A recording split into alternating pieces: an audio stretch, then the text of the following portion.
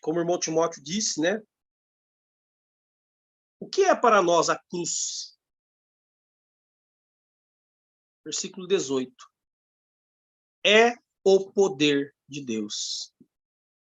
Por meio da cruz, do que foi feito naquela cruz, nós vemos o poder de Deus em nos salvar.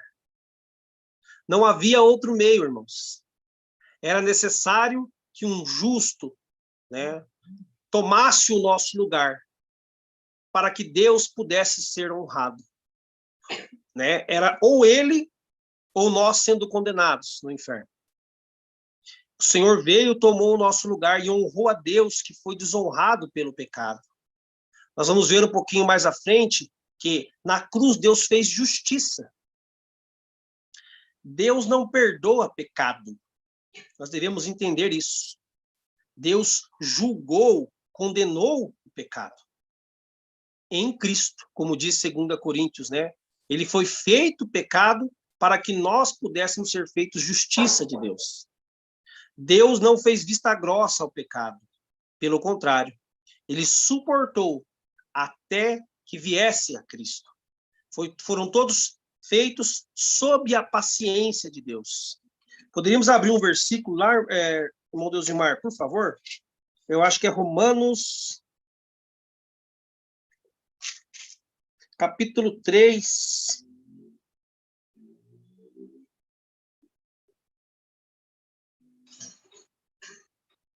Deixa eu só... Versículo 25. Pode ser o 24. Olha o que ele vai falar aqui. 24.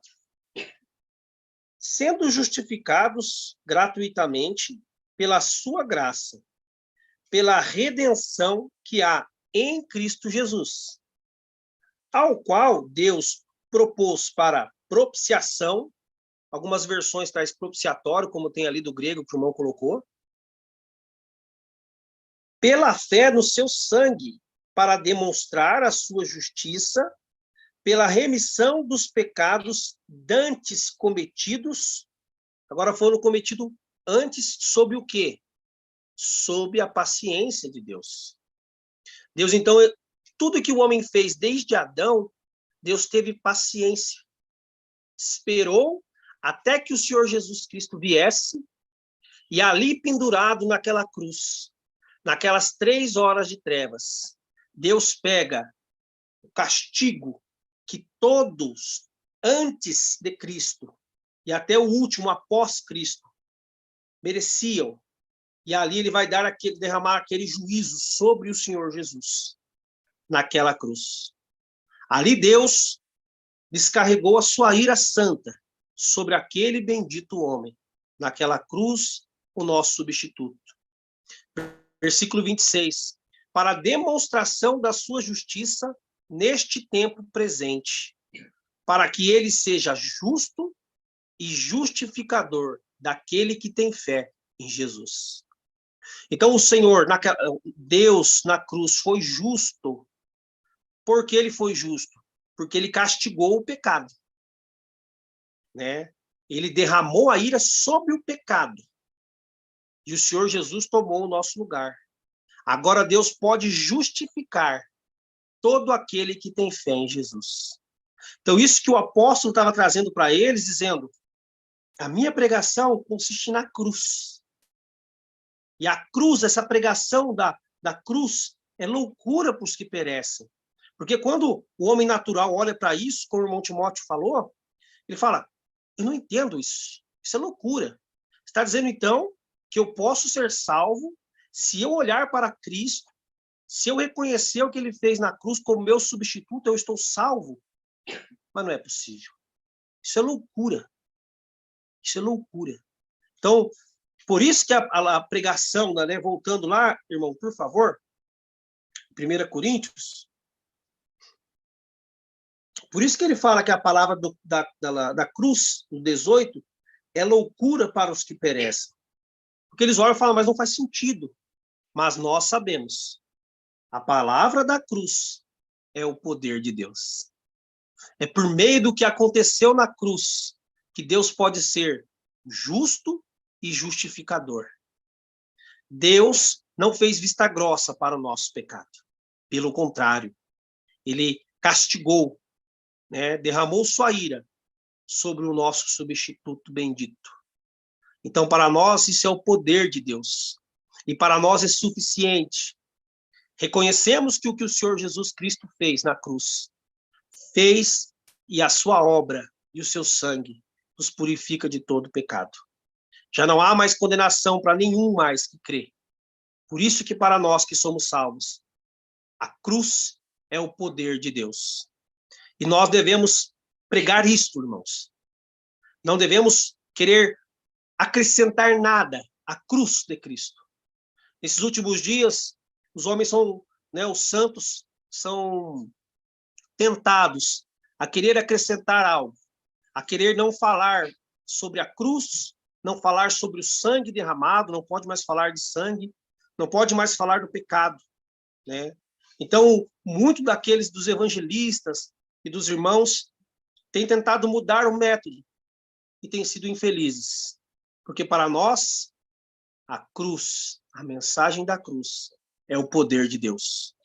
E o que Deus fez naquela cruz, tratou de uma vez para sempre dos nossos pecados e do nosso pecado. Então podemos falar como o apóstolo, só para terminar essa fala, para deixar os irmãos se exercitarem, Romanos 1,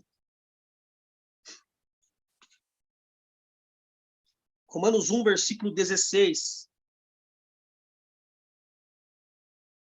O apóstolo Paulo podia falar isso tranquilamente, e todos nós também poderemos falar isso. Porque não me envergonho do evangelho de Cristo, pois é o poder de Deus para a salvação de todo aquele que crê, primeiro do judeu e também do grego. Né, o apóstolo aqui não está falando que ele tinha vergonha de falar do Senhor. Ele não está falando isso. Ele está falando, não, que o evangelho de Cristo não vai me envergonhar. O que ele prometeu, que é a salvação de todo aquele que crê, ele vai entregar. O evangelho é poderoso, é o poder de Deus para a salvação de todos, né? Então, gostaria de, né, tanto eu quanto os irmãos, sermos motivados a não tirar a palavra da cruz de nossos lábios, a não tirar o evangelho de nosso Senhor de nossos lábios, porque isso sim é o poder de Deus. Nossa sabedoria, a mensagem bem elaborada, qualquer outra instrução que não venha da palavra de Deus é vã. Esvazia a cruz de Cristo, anula o efeito da cruz de Cristo. Mas a cruz e a sua mensagem pode salvar a qualquer pecador que se achega com o coração simples. Que possamos pregar a palavra de Deus e tirar do nosso meio e negar qualquer sabedoria humana que só serve para estragar esta bendita mensagem que veio do céu e que nasceu no coração do próprio Deus antes mesmo da fundação do mundo. Provérbios 8 vai falar que a sabedoria, que é a pessoa do Senhor Jesus, foi ungida antes de criar todas as coisas. Ali, Deus, o Deus Trino, já havia separado esta pessoa, o Filho de Deus, para vir a este mundo, para ser o centro de todas as coisas. Foi ungido, separado. E a partir dele, por meio dele e para ele, foram criadas todas as coisas. Bendito Senhor que temos, irmãos. É o mesmo que sustenta tudo pelo poder de sua palavra. É o mesmo que sustentava o coração daqueles que o crucificaram, aqueles que prenderam ele no madeiro. Era aquele que mantinha o ar para que eles pudessem respirar. Tudo isso para cumprir esta obra, a bendita obra de nossa salvação.